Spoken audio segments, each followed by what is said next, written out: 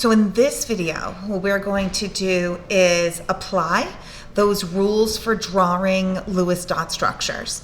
So we're going to go through those 6 steps on every single one of these, and we're going to go through those steps in order. A lot of students will try and cut corners. We'll say, oh, I figured it out. If you just do this, then you don't have to do these steps. There are times where you may see shortcuts, but often what happens is when you can't use the shortcuts, you don't realize it. And so you wind up drawing these incorrectly. When you take the test on this eventually, step number 1 is going to be drawing the Lewis dot structure. Then you will make conclusions about the molecule based on that.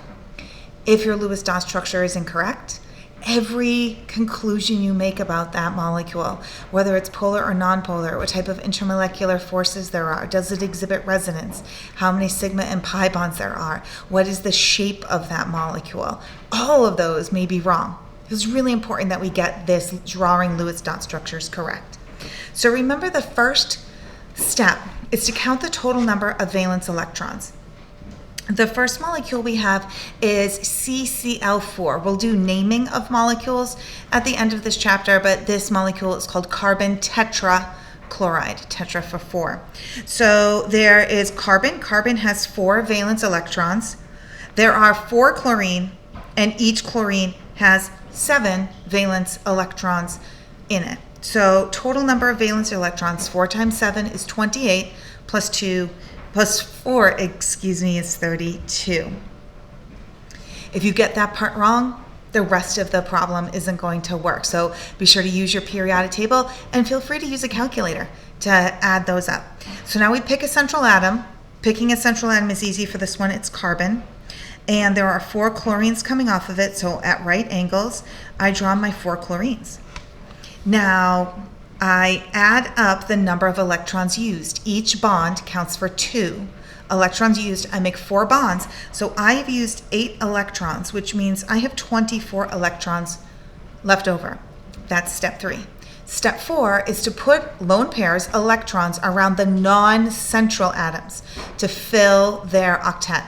So if I look at any of those chlorine need 8 electrons. Right now they only have 2. Remember, a bond counts for 2 even though they're sharing. So that means those atoms need 6 more. So I go around 1, 2, 3, 4, 5, 6. And yes, I do it like that on the 4 corners or the 4 sides. And I put them in pairs. Remember, electrons exist in orbitals. Orbitals can hold 2 electrons. That's why we kind of do it this way. And so I do that for every non-central atom, all 4 of those chlorine. And after every step, I count the electrons. I put 6 electrons on 4 atoms, so I used 24 electrons. So now I have no electrons left. And remember, I decide when I am done. If all the electrons have been used, which is right now true, and every atom has a full octet, which is true. So therefore, I am done. Moving on to the next compound. This is ammonium. This was one of our polyatomic ions from last chapter. We start the same way. Count the total number of valence electrons. Each nitrogen has 5. Each hydrogen has 1, and there's 4 hydrogen. And then I do have to take into account that positive sign. If there's that positive sign, that means that there's 1 more proton than electrons. Because what I've actually done right here is I've counted the total number of electrons that it would have. It's neutral. But because it's positive, it means it has 1 less electron. So 5 plus 4 is 9, minus 1 is 8. So this guy has 8 total valence electrons. I pick the central atom. Hydrogen's never the central atom, so nitrogen is. And I make my bonds, and I take my count. Each bond counts for 2. I made 4 bonds, so I've used 8 electrons. I have none left over. That's okay. Now I check to see, am I done? Do all of the atoms have what they need? And if I look, nitrogen has 8, right? Each bond counts for 2. So it has 4 bonds. So therefore 8 electrons around the nitrogen. And remember, hydrogen is small. It only needs 2 electrons. So this molecule is done, or ion is done as well. The next two keep going. So we're going to do the exact same steps, but then we're going to keep moving. So if you want, you could pause the video here, try to do these molecules, do up to step number 4, and then maybe repause it to see, or unpause it to see what, where to go from there. But we're starting with counting the total number of valence electrons. There's 2 hydrogen. Each hydrogen has 1 valence electron, plus the 6 of oxygen, so that's a total of 8 valence electrons. Hydrogen's never in the middle, so oxygen is in the middle. And here I'm just writing the hydrogen 180 degrees apart from each other, trying to get the molecule to be symmetrical, and remembering that bonds contain electrons. Electrons are negative, like charges repel. Step number 3, count the total number of electrons used. I've used 4, which means I have 4 electrons left. I put those electrons on the outside atoms first. But remember, I don't need to do that for hydrogen. So I'm sort of skipping over step 4, moving on to step 5, which is putting those leftover electrons on the central atom to fill its octet. So oxygen had 2 bonds, which meant 4 electrons, so it needed 4 more in order to fulfill its full octet. So I've used 4 more electrons. I'm out of electrons, and every atom in this molecule has a full outermost energy level. So I'm done. NH3. Nitrogen is 5. There's 3 hydrogen. Each hydrogen has 1 valence electron. So this molecule also has a total of 8 valence electrons to be used in bonding. Of course, nitrogen is going to be in the middle. There's my 3 hydrogen. I made 3 bonds. Each bond has 2 electrons. So I've used 6 electrons. I have 2 electrons left over. I don't need to put them on the outside, so I put them on the inside, right? I don't need to put them on the outside because hydrogen only needs 2 bonds. Only needs 2 electrons or 1 bond to have a full octet. So nitrogen has a full octet. Hydrogens have that full outermost energy level that makes them stable. I haven't any more electrons left because I used those 2 electrons on nitrogen, so I'm done. And these ones we're going to need to make double and triple bonds with. So first step is counting the total number of valence electrons. Carbon has 4.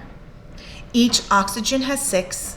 So 6 times 2 plus 4 would be 12 plus 4, or 16. Carbon's going to go in the middle.